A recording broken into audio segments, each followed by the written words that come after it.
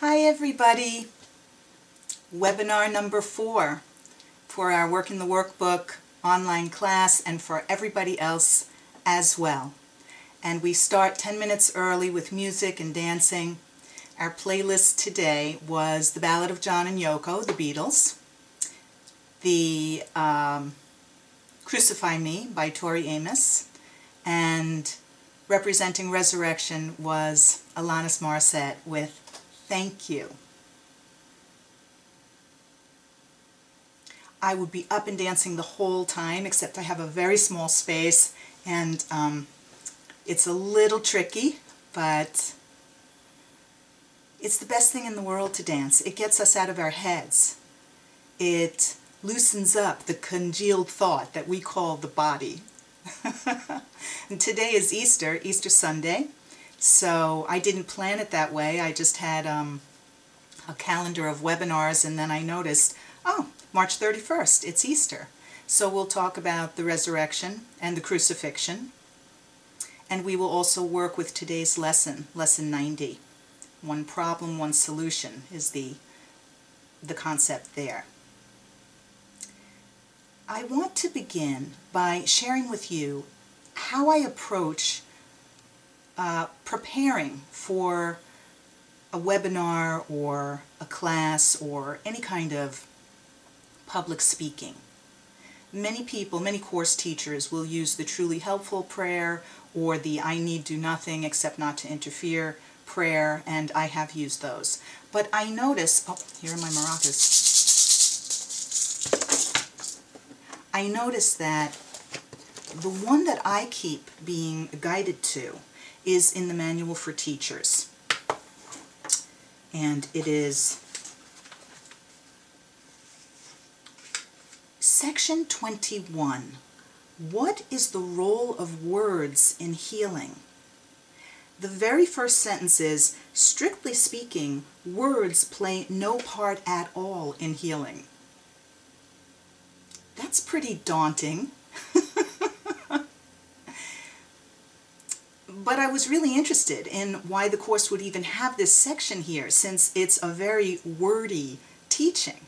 And then it goes on to say, is the teacher of God then to avoid the use of words in his teaching? No, indeed. There are many who must be reached through words, being as yet unable to hear in silence. The teacher of God must, however, learn to use words in a new way. Gradually, he learns how to let his words be chosen for him by ceasing to decide for himself what he will say.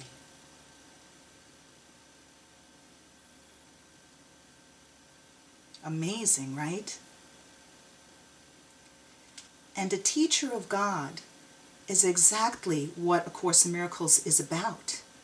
A Course in Miracles teaches us to be conduits for miracles by becoming a teacher of God, just like Jesus. Jesus was a teacher of God, and he got himself crucified. The ego loves that. That effectively keeps all of us from being teachers of God. We're afraid of the consequences. Now, even deeper than that, we cherish the consequences of death and crucifixion, because as long as we believe that we can die, that implies that the body is real. And that means that we exist as separate identities. So when I look at a passage like this and realize that my job as a teacher of God, and yours too, is to get out of our own way and be clear channels, and the Course uses that word, for our innate love to flow through us. I can feel the ego kicking and screaming at me to prepare, to set up an outline, to not make a fool of myself, There are so many ways that the ego talks us out of being in the present moment. So let me go on a little more with this section. The reason I was drawn to it originally was because I noticed that words come to me. That was the phrase, words come to me. And I've mentioned this to you before, that pearls of wisdom would spill out of my mouth, and I would hear them and realize that as much as they were good for the person across from me that I had delivered them to, that they were excellent for me, myself, to really hear.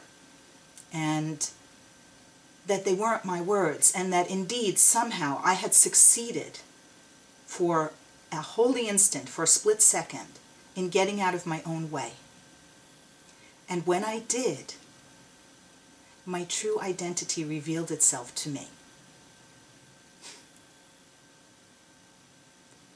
And just to diverge a moment, to give you a sense of what these messages can be like, I was once told that time is concentrated and that it can be manipulated. And that proved to be very true. So that was knowledge I just could not have had on my own, and I certainly could not have believed it and delivered it convincingly unless something other than myself moved through me to deliver that message. And then I became interested in what is the role of words in healing, and how are we to speak with each other. Now, when I mention teacher of God, the Course explains that we have all chosen the ego as our teacher, and then we have all forgotten that we chose the ego as our teacher. And then those of us who are on a path of awakening are becoming aware that we've chosen the ego as our teacher, and we forget that and then remember all day long to observe how the ego operates so that we can make a conscious choice for the Holy Spirit as our teacher. That's what Jesus did, and that's what Jesus tells us to do. We are brothers and we are his equals. However, he is our older brother. He knows better than us. And if we become good followers as he did, we will discover that we are at home. We will find our way home only to realize that we've always been home.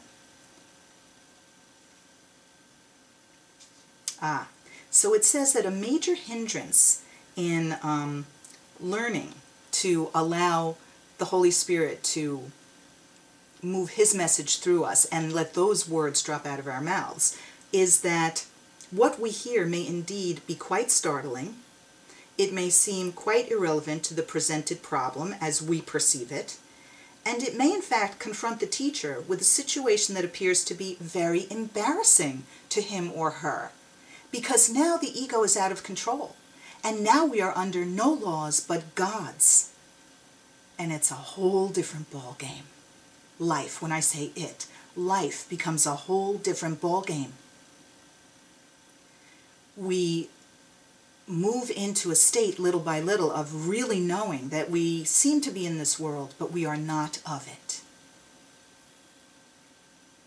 So that's how I come to you. I come to you in the spirit of being a clear conduit for God's message by tuning in to the memory of God within me, which is called the Holy Spirit.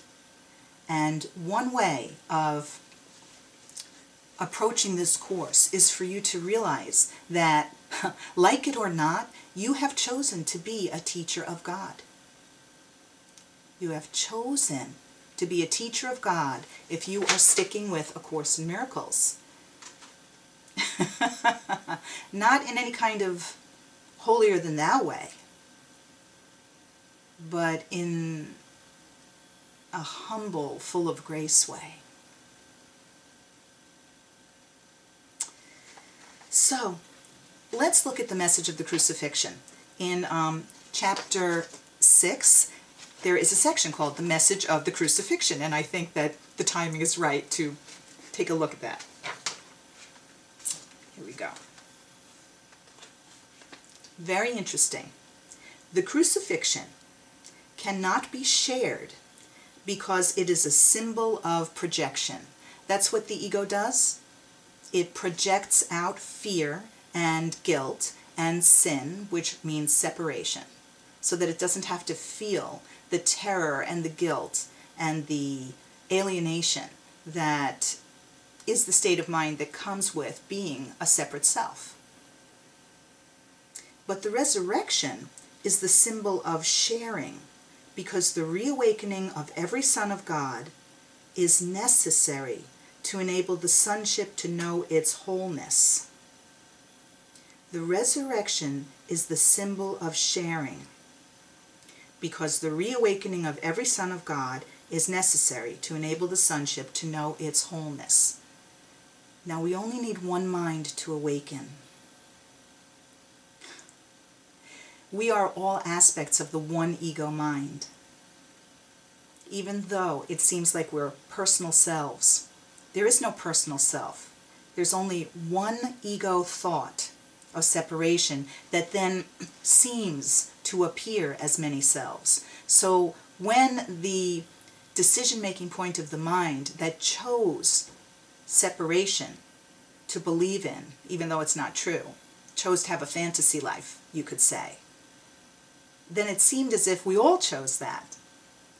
But it's really just one choice, and it's not a body making that choice. The mind is making that choice. So, the message of the crucifixion is perfectly clear. Teach only love, for that is what you are. Teach only love, for that is what you are. That is the message of the crucifixion.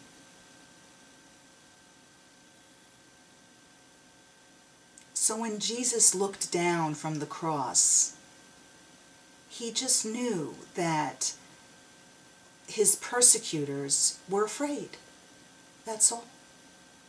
And he was not identified with his body. And the Course is teaching us that we crucify ourselves every day, either by crucifying another or by criticizing and judging ourselves. Either way, we are crucifying ourselves, but because it's not such an extreme example of judgment, attack, and punishment, we take our state of mind for granted. And we may be uncomfortable, and we may get sick of being self-critical, and then we begin to walk a spiritual path, which is exactly why we're here right now. Although, I wish that I could actually give you Easter eggs, and we could watch bunnies hopping along. But we'll do that mentally, okay? Okay. So this, I'm reading from chapter 6, The Lessons of Love, just to repeat that, because it's a good idea for you to take a look at that if you're interested in exploring the text more. And it says, if you interpret the crucifixion in any other way than teaching love, you are using it as a weapon for assault, rather than as the call for peace for which it was intended.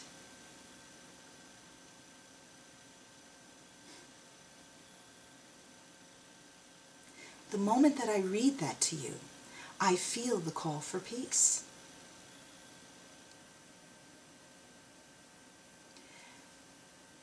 And then the silence happens.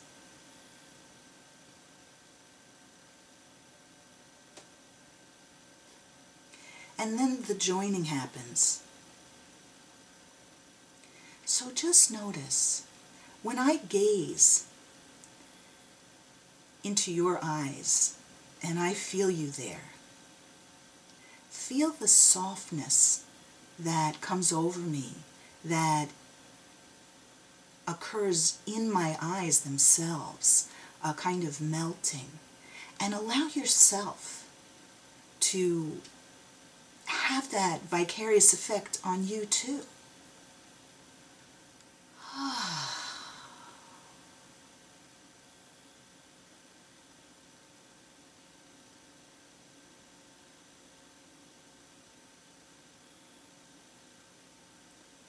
This is the holy instant.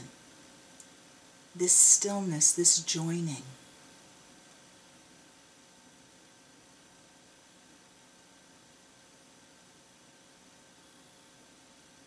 this realization that beneath the healing, helpful words, there is something quieter and truer.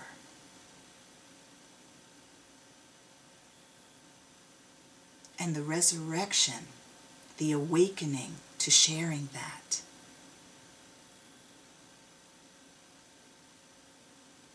And then the ego darts in and out so quickly, and it blocks. It blocks the love on purpose, and we have to realize we're doing this on purpose. And then we have to not blame ourselves for that or feel guilty for that. We have to be curious, interested observers and say, oh, it's not me, Amy, that's doing this on purpose. It's the ego thought system that I have aligned myself with. And now, if I get the hang of how the ego works, I'll have a better chance at detaching from it and choosing something else. And it doesn't work in a linear order, so I've already chosen something better to even be interested in looking at the ego thought system. So the ego thought system, blocks us, just like this. Boop. Boop. It's not fun. If we start to realize that we're throwing our own hand up in front of our face, then we can decide to lower our hand. And then we can allow, let's see if my little effect works, then we can allow the face of Christ, the truth, to emerge, like this. So this is really my face and your face. This is what we're really made out of, this light. This is what we can see in the mirror.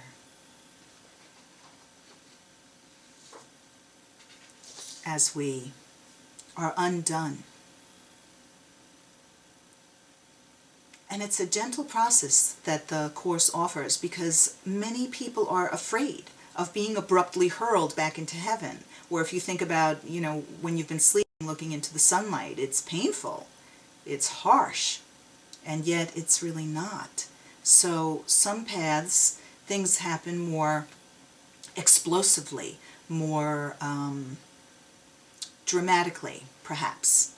But this path, I just heard the great spiritual teacher Muji give an analogy of an ice cube melting in water. So if we consider ourselves ice cubes and we put a cube in hot water, it melts into the water that it already is. It's no longer separate. I tried to set this up for you. Okay, so here's my glass of water. And here's an ice cube. This is us, everybody. Right now, we're going to allow ourselves to melt away, and in so doing, become our true self. It's not an instant presto thing, but it's going to happen. It's inevitable.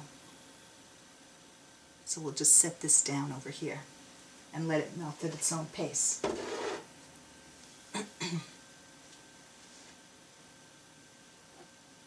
I also have my ginormous glass of water.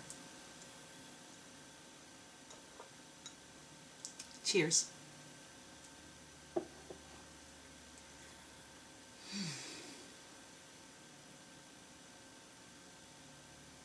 Now, often I hear people talk about gazing as staring at each other. And because it's important to me, I feel that my calling is to help promote experience for people. So it's important for me that you have the opportunity to feel into yourselves more fully, because that is the way to be undone. And if you think that gazing is staring, then we're staring at each other. And there's a discomfort in that, or an attack in that. And there's certainly a separation in staring at. So again,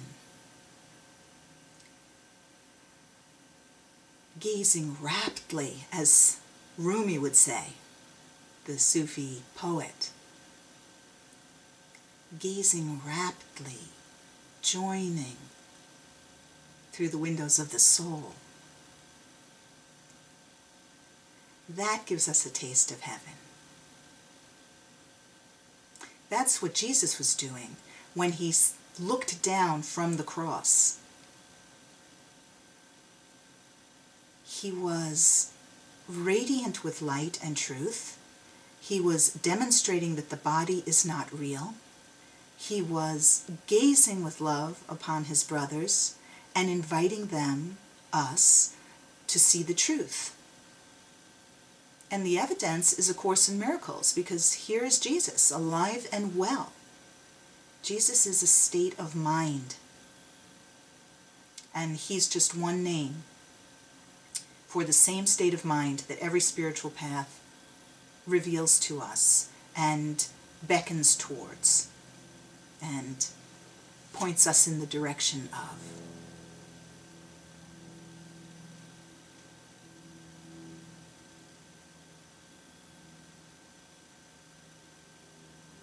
So we could say that crucifixion is separation and resurrection is awakening. Separation is sleeping. It's having a bad dream. And resurrection is awakening to being at home in heaven where we've always been, even though we were dreaming of exile. Crucifixion is darkness, it's a shadow world. And resurrection is light. Not just words, but allowing the concepts within the words to penetrate us. So even as I say them to you, I feel releases in my body, in the body, in the organism that I seem to inhabit. There's a new way that we can use language to help disidentify ourselves, truly, from identifying with a personal self. And we're doing that right now. So just notice yourself. Just see where you're holding tension. Feel your jaw. Feel your shoulders. Shoulders, they can be up here, or we can be like this. We're together. We've joined our mind with the Holy Spirit. We're interested in being fearless and free, unconcerned with crucifixion.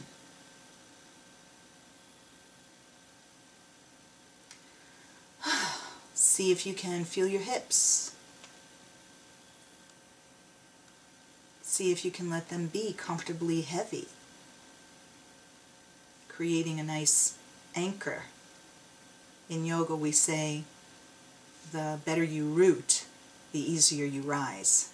That's how plants grow.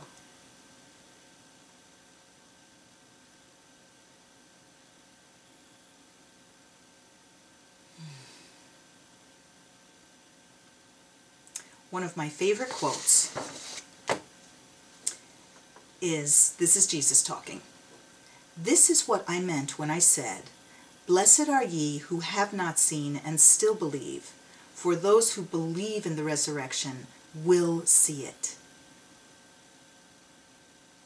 The resurrection is the complete triumph of Christ over the ego, not by attack, but by transcendence. Or we could say, by melting. By melting.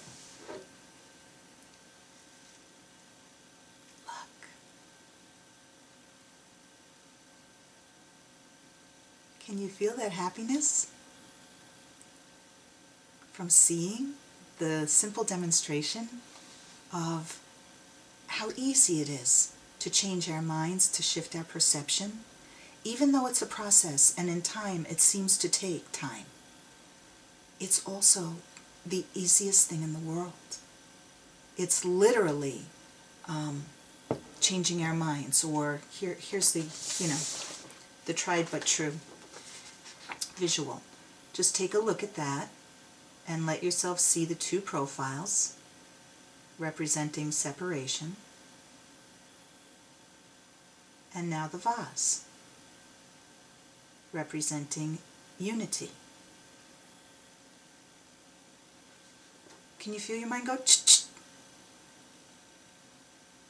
Ch-ch. We're going to do a holy instant meditation. I think that I'll save that for the end.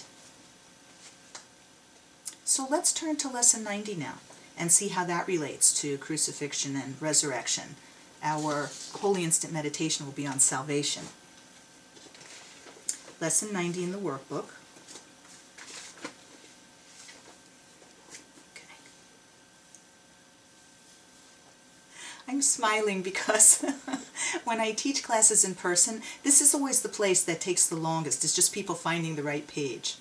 You don't even have to find the page. I'm going to read it to you.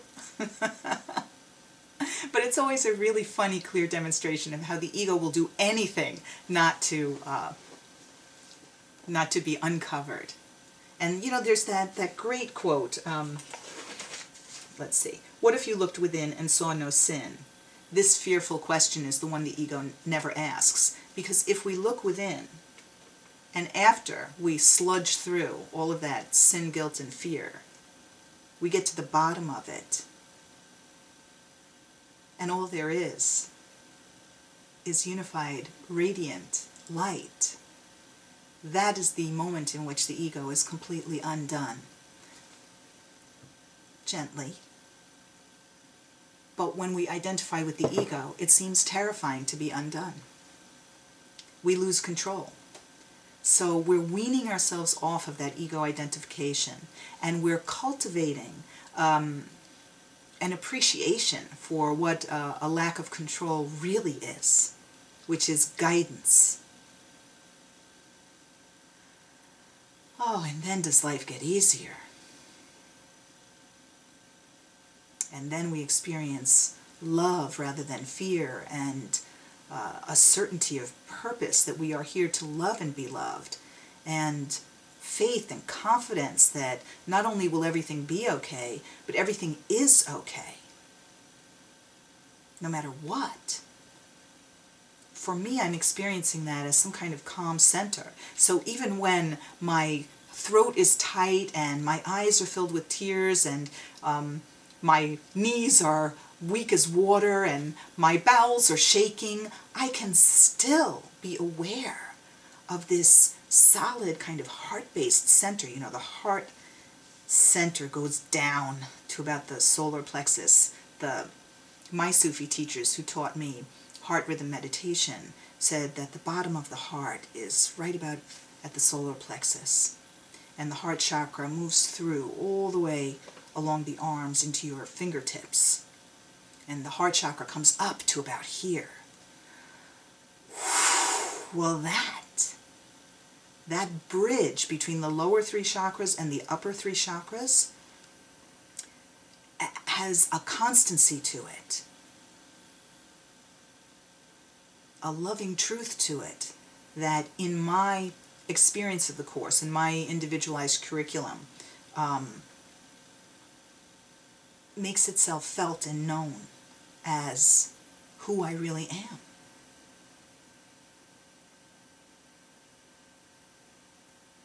It's a paradoxical process to realize that there is no personal self, but we're working very personally with Jesus at first.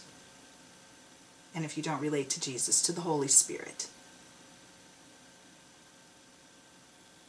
There's a lot of paradoxes in coming undone and seeming contradictions.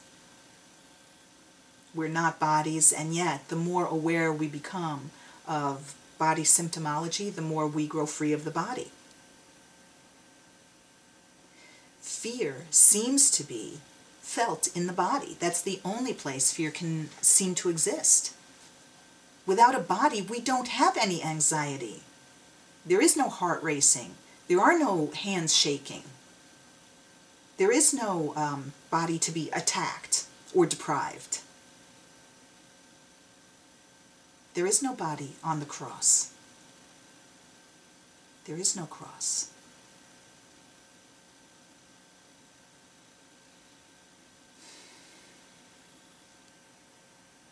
Lay down your cross. Okay. Lesson 90 tells us it's a review lesson, and it's reviewing two concepts from lesson 79 and 80. Let me recognize the problem so it can be solved is the first concept. And the second is, let me recognize my problems have been solved. So first I need to recognize the problem. And once I do, then I can realize it's already been solved. How good is that? Let me read it to you. Let me recognize the problem so it can be solved. Let me realize today that the problem is always some form of grievance that I would cherish. I call this the treasured wound. Let me also understand that the solution is always a miracle with which I let the grievance be replaced. So a grievance puts up a stop sign to the miracle. It blocks our true nature, and then we decide, oh, let me not hang on to that grievance. It doesn't mean that we have to stop being angry or upset. It means we have to choose again and go, Holy Spirit, I just caught myself. I am angry. I feel that an injustice has been done just now, or I'm jealous of somebody, or I'm frightened, and I'm not going to buy into that. The feelings are there. I feel it in my body, and I'm not going to lash out at this other person. I'm not going to chastise myself. I'm turning to you, and I'm asking to see this another way through your vision. That kind of conversation all day long. Today, I would remember the simplicity of salvation by reinforcing the lesson that there is one problem and one solution. The problem is a grievance. The solution is a miracle. And I invite the solution to come to me through my forgiveness of the grievance and my welcome of the miracle that takes its place. And then it's recommended that we apply this idea specifically. So we're given some samples. We might say, this situation presents a problem to me which I would have resolved. The miracle behind this grievance would resolve it for me. The more we become aware that there is actually a miracle waiting for us behind every grievance, we start to really be motivated to put the grievance down. We only hold on to the grievance because we think it's going to result in something good for us. And then when we reach the point where we realize it's not going to result in something good, but we're still holding on to it, that's a nice transitional point. It's okay to be aware that I'm still stuck in my grievance because I can still ask for help. The answer to this problem is the miracle that it conceals. But hey, we have nothing to lose by choosing the miracle. We may not recognize the miracle at first. We'll have to take a leap of faith and decide that even though it seems like nothing happened, maybe it did. I know that in my life, at some point in time, words came to me about having spent a long time in a marriage that dissolved before I had children or really built a life. And I couldn't believe I had put in so much time, about 10 years in that marriage, and had just reached the point where I probably would not be able to have kids with somebody else. And I was devastated. And then I asked myself, and these words came to me, Amy, do you want to be enriched or embittered? You have the choice of being enriched or embittered. And I never forgot those two words. So, why didn't it come to me in the, you can always make lemonade out of lemons? I didn't hear it that way. Or, every cloud has a silver lining. I didn't hear it that way. I heard, do you want to be enriched or embittered? Well, I did not want to be embittered. That didn't bode well, I knew for sure. And I was interested that it could be possible to be enriched. Enriched by, 10 years of conflict that never really worked itself out? Yes, I would like to find a way for that to be enriching. And it was. I grew a lot. I became aware of my own emotional dependency that I hadn't been fully aware of. I became aware of deep shame that I carried, of help that I legitimately needed, that I hadn't felt allowed to ask for. I became aware that I deserved more cooperation and harmony, and that it was possible to have that. I became aware that I could forgive my ex-partner, that if I was whole and healed and capable of having a blessed life, then he hadn't had any negative effect on me. Not really. We all find this out for ourselves. And most of us in the same ways. You know, we have a romantic relationship that falls apart, we lose a job, or fail at a career, or mess up a project publicly, or fall on our faces doing whatever it is we're trying to do. And if we invite grace in, those are the moments that not only do we find out we're way more resilient than we thought, and that there's always going to be somebody there to help us if we allow that possibility. And we also get to use our stories to comfort other people and encourage other people, and spare other people needless embarrassment.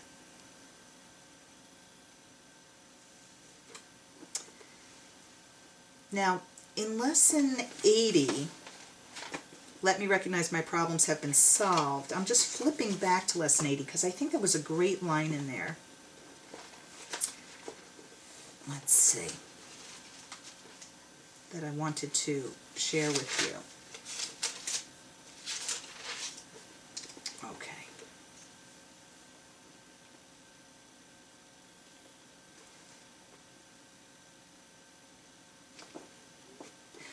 Okay, so for the one we just did, let me recognize the problem so it can be solved. In the original lesson 79 that we're reviewing now, it said, the temptation to regard problems as many is the temptation to keep the problem of separation unsolved. The ego wants to distract us by what seems like many, many, many problems, so that we will not discover the one problem underlying all the many problems. And the one problem is always, we believe in separation. We believe we've separated from God's mind. We've chosen separation. And not only are we in pain due to the sense of alienation and the terror of punishment, but then there's the even deeper terror of being discovered as unreal. We're telling ourselves a lie that we are real. And if we go deeply, if we ask this question, you know, what if I have never sinned? What if I have never separated is what that means. Another way of saying it is, what if I am not real? Nothing real can be threatened. Nothing unreal exists. Therein lies the peace of God, is in the introduction to the text. Nothing unreal exists. The ego doesn't exist. The separate self doesn't exist. Can you feel? Sometimes that causes anxiety. You know, but how am I going to go about my life? Well, your life is not going to be grabbed roughly from you. That's not going to happen. Your life is going to be enhanced as you get the hang of expansion or extension, the word the Course uses, because this extending happens naturally as we look at how all the little problems, or what we thought were big, serious problems, are not the real problem. There's this tremendous unburdening that occurs.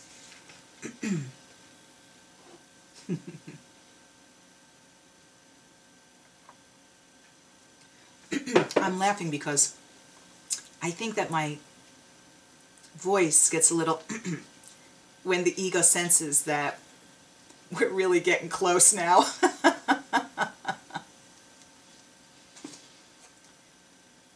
Yeah, but it doesn't matter what the ego thinks. Not one way or the other. It's not a fight with the ego. The ego just melts away when we turn to our teacher and say, help me see this as one problem. So now let's hear about how the one problem has already been solved.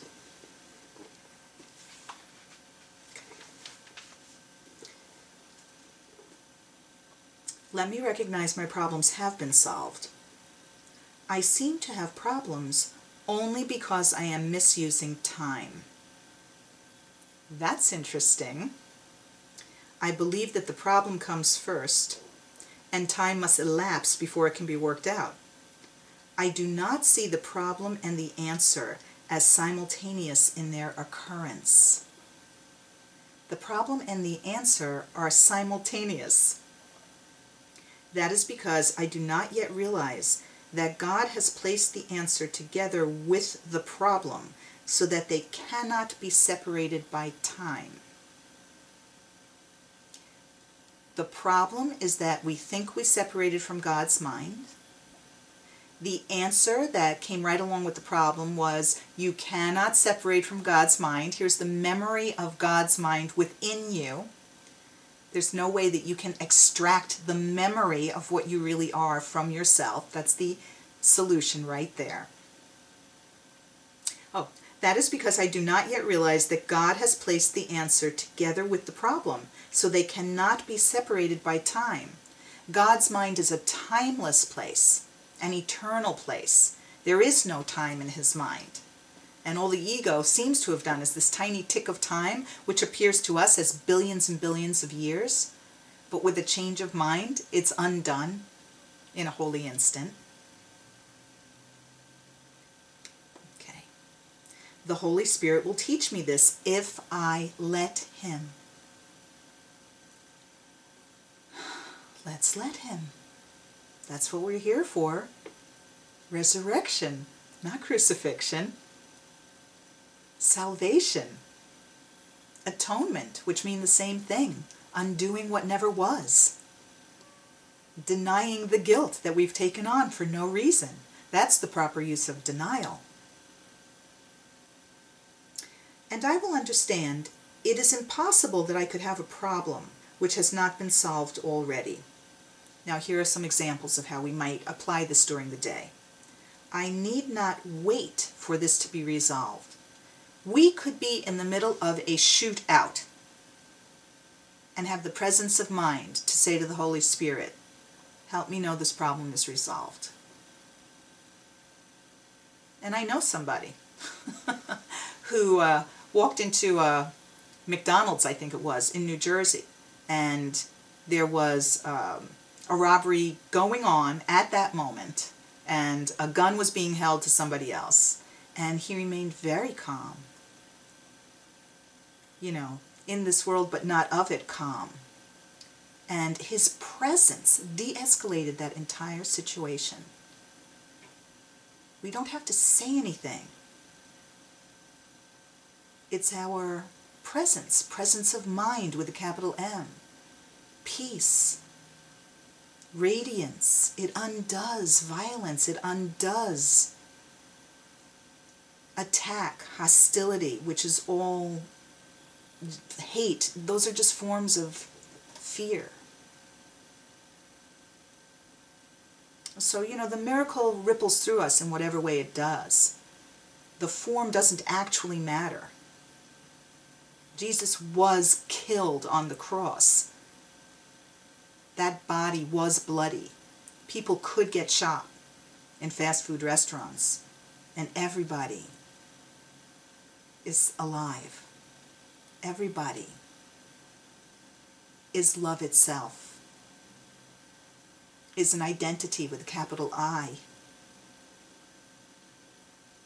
that is beyond words.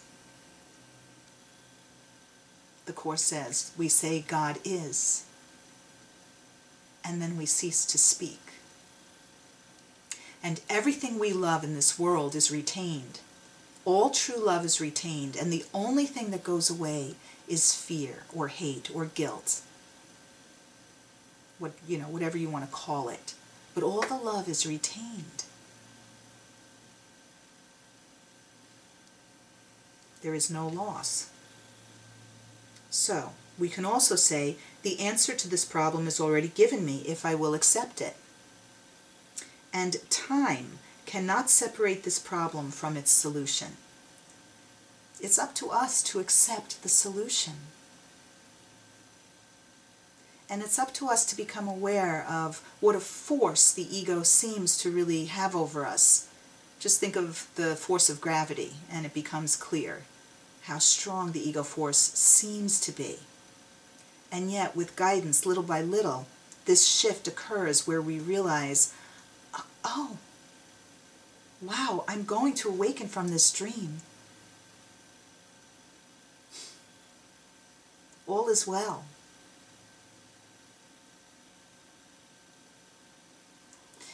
So now I have a note to myself to go to lesson 196.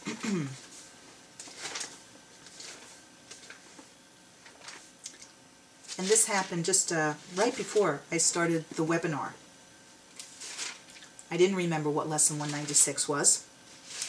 Flipped right open to it, and it says, let's see. Bear with me. It can be but myself I crucify. No coincidence in my book opening to that page today. And we're told here, today's idea, it can be but myself that I crucify, is one step we take in leading us from bondage to the state of perfect freedom. Let us take this step today, that we may quickly go the way salvation shows us, taking every step in its appointed sequence as the mind relinquishes its burdens one by one, which is exactly what we're doing in lesson 90, and what we did in lesson 79 and 80 that we're reviewing in lesson 90. It is not time we need for this. It is but willingness. And we need to become aware of when we're not willing. We don't have to fight being unwilling. Just be willing to be willing by asking the Holy Spirit to guide us. So it is not time we need, it is willingness. For what would seem to need 1,000 years can easily be done in just one instant by the grace of God. And we're all sitting here together right now by the grace of God. That's the only reason groups like us come together.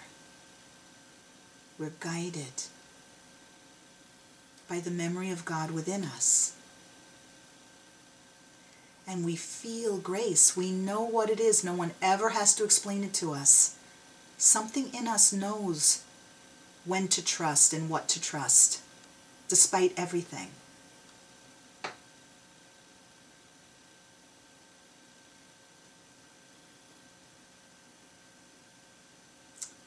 Yeah. For what would seem to need 1,000 years can easily be done in just one instant by the grace of God. And over here it says, also in lesson 196, which I highly recommend that you read, and you might as well listen to Tori's song again, Tori Amos, Crucify Myself, after or before reading this lesson, because they go perfectly together.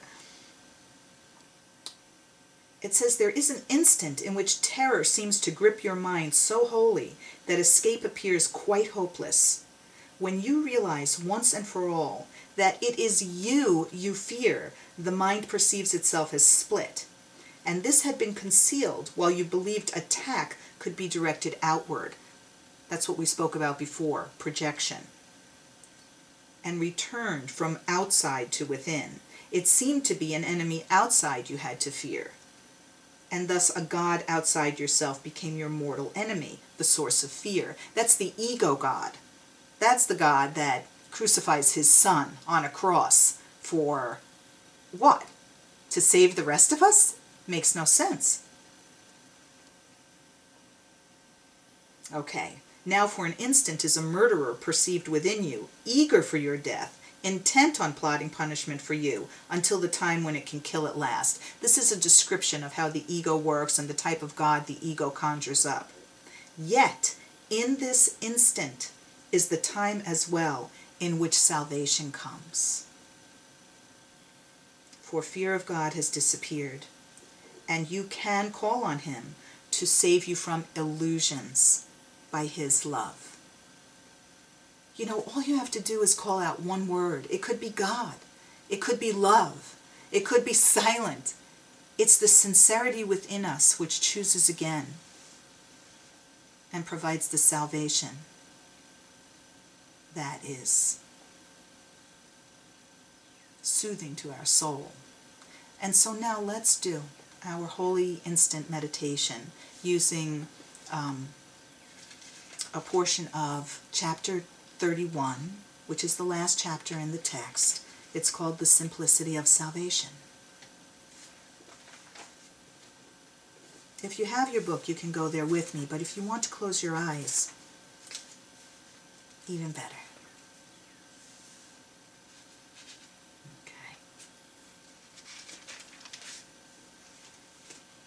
So, get comfortable. Open your mind. We're here together, so we have the added power of a group intention. And we're opening our minds together to receive the simplicity of salvation. Let us be still an instant and forget all things we ever learned, all thoughts we had, and every preconception that we hold of what things mean and what their purpose is. Let us remember not our own ideas of what the world is for. We do not know. Let every image held of everyone be loosened from our minds and swept away.